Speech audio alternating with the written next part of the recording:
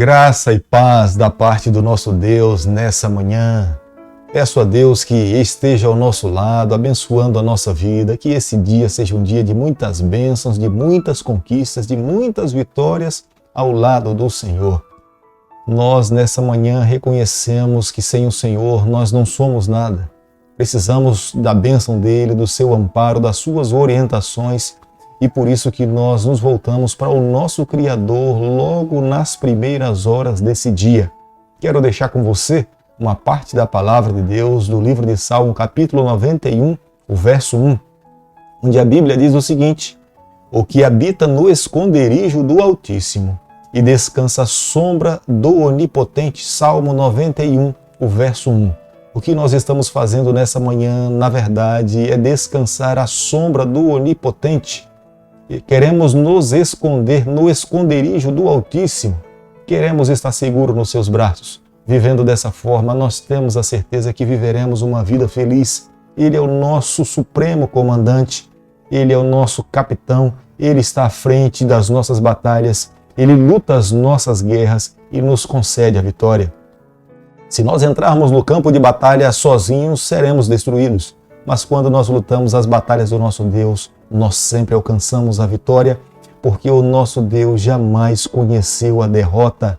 Por isso, amigo, nessa manhã, vamos sair para as nossas atividades de cabeça erguida, confiante, crendo no poder de Deus. E tenha certeza que no final do dia voltaremos para casa felizes com a bênção do Senhor também. Esse canal tem o objetivo de estudarmos um capítulo da Palavra de Deus a cada manhã. E nesse momento convido você a ter a Bíblia no livro de Josué aberta, no capítulo 16, inicialmente no verso 1.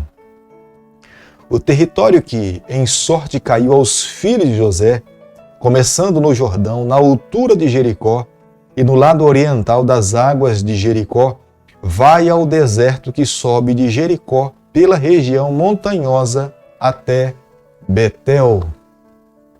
Sabemos que a terra foi dividida através de sorte do sumo sacerdote Eleazar, e Josué também fazia parte desse momento, mas não temos a menor dúvida de que a mão do Eterno, a mão de Deus, estava conduzindo aquele momento. E agora tinha chegado o momento da tribo de José receber a sua herança. Embora nós sabemos que nenhuma tribo recebeu o nome de José, mas os seus filhos, Manassés e Efraim, tiveram o privilégio de ter uma tribo que levasse os seus nomes. Isso porque Jacó, no momento da sua morte, ele tomou a Efraim e a Manassés como sendo seus filhos. José era o filho querido de Raquel, era o filho mais velho. Jacó amava por demais a José. Jacó sabia do sofrimento que José tinha passado. José foi vendido pelos seus irmãos como escravo. E era o momento de Jacó poder recompensar, eis a razão pela qual ele amou por demais os seus netos. A prova é que ele mesmo recebe os seus netos como sendo os seus próprios filhos. E Deus, reconhecendo a bênção patriarcal sobre a vida de José, Deus agora também lhe dá uma bênção especial na terra prometida. José recebeu uma porção dobrada na terra prometida. O território de maior influência dentro da terra de Canaã foi concedida a Efraim e a Manassés, uma região extremamente próspera ao norte de Canaã. Em ordem de primazia, no recebimento da herança dentro da terra de Canaã, nós sabemos que Judá foi o primeiro a receber a sua herança, mas logo em seguida, José, um dos mais novos, foi ele logo em seguida que recebeu também a sua herança. Houve 3 etapas sucessivas pela liderança de Josué para o estabelecimento das tribos dentro da terra de Canaã. Primeiro, foi estabelecer ao lado sul a tribo de Judá, mas logo em seguida, Josué teve a responsabilidade, a preocupação e a orientação divina para colocar Efraim e Manassés ao sul e ao centro do território de Israel. E a terceira atitude foi a entrega da terra para todas as outras tribos restantes que ainda não tinham recebido herança dentro da terra de Canaã. As terras concedidas às tribos de José, aos seus filhos, Manassés e Efraim, se estendiam desde Jericó até Betel, ao sul de Gósen, expandindo pelo território do mar Mediterrâneo. Betel é o local onde Jacó teve uma visão de uma escada subindo ao céu. O significado do nome Betel é casa de Deus, lugar de luz. As duas tribos estavam tão próximas, Efraim e Manassés, que posteriormente, no futuro, foram consideradas como sendo uma única tribo.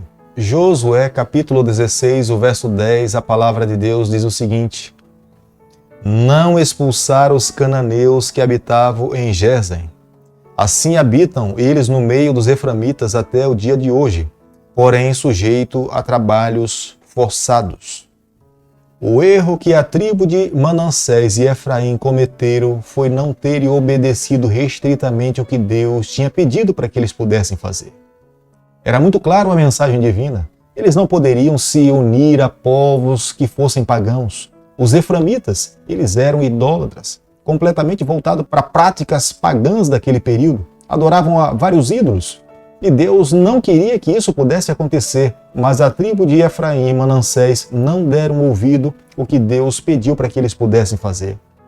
Quando nós olhamos para o futuro, no livro de Juízes, nós veremos que essas tribos e o povo de Deus pagou um alto preço por não viver restritamente, obediente ao que Deus estava pedindo. Se tornaram vulneráveis, perderam a bênção do Senhor.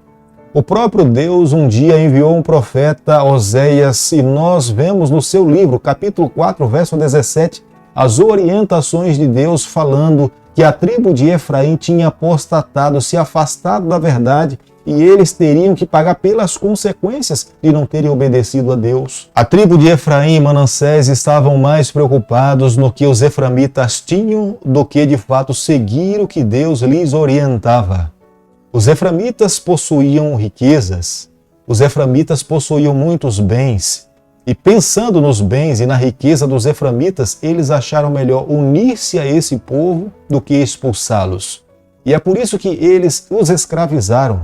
Eles permitiram que os eframitas vivessem no meio deles e trabalhassem como escravos para eles, pensando nos seus bens. Mas os resultados foram desastrosos. Quando nós não seguimos restritamente o que Deus pede para que possamos fazer, nós pagamos sempre um alto preço. E muitas vezes é tarde demais para voltarmos atrás sem que paguemos as nossas consequências. Querido amigo, nessa manhã, ao concluirmos o capítulo 16 do livro de Josué, nós precisamos chegar às seguintes conclusões. Praticar apenas a metade da verdade trará sempre frustrações, tristeza, dor e angústia. Pensar no sucesso apenas pela metade é trilhar o caminho do fracasso. Nós não podemos seguir a Deus apenas pela metade. Nós não podemos seguir a verdade apenas pela metade. Nós temos que seguir a verdade num todo. Nós não podemos fazer uma entrega pela metade. Nós precisamos nos entregar por completo. Nós não podemos ser cristãos pensando que faremos apenas a nossa vontade, mas nós precisamos ser cristãos para seguir restritamente o que Deus pede para cada um de nós. Nós não podemos ser cristãos pensando que a palavra de Deus não é regra de fé e prática para todos nós, porque a palavra de Deus, quando nós temos esse livro aberto, é Deus falando conosco. Por isso que hoje, eu e você, ao sairmos para as nossas atividades, vivermos nos dias que o Senhor permite que nós possamos viver, nós precisamos entender que nós fomos chamados para influenciar pessoas. Não é que nesse mundo nós não possamos ter amigos, nós precisamos. Como é que nós poderíamos falar de Jesus Cristo para as pessoas se nós não nos tornássemos amigos das pessoas que estão aqui nessa terra? Mas o que nós não podemos fazer é sermos influenciados pela cultura do século presente. Nós precisamos influenciar. Nós fomos chamados para viver nesse mundo para que nós possamos ser a luz para as pessoas e não sermos iluminados pelas trevas. Nós precisamos revelar a verdade de Deus. Nós precisamos deixar de lado a cultura presente que nos afasta do Senhor. Nós precisamos a cada dia amar a Deus, entregarmos o nosso coração e deixarmos que através, pelo poder de Deus, nós possamos cumprir os seus propósitos.